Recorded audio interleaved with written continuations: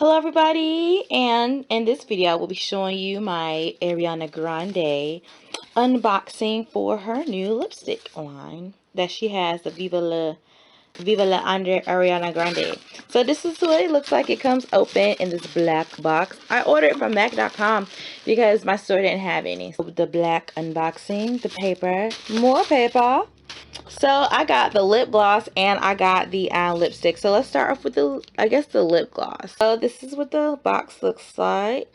Alrighty, so I'm a big fan of like the Viva La celebrities that they do stuff at MAC. So I try to get the full collection. Not full collection, but just the lipstick and the gloss. So this is the pink gloss and it looks like that.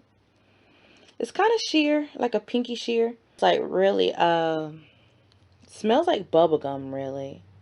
So that's that one. And then onto the lipstick. So the box is like that. Really, really pretty. Comes with this bullet, of course. Ooh, it's so black. But it's supposed to be plum. So I'm going to swatch it. Oh, it's to die for. Oh my goodness. Look at that. So in the next clip, I will be showing you my try on.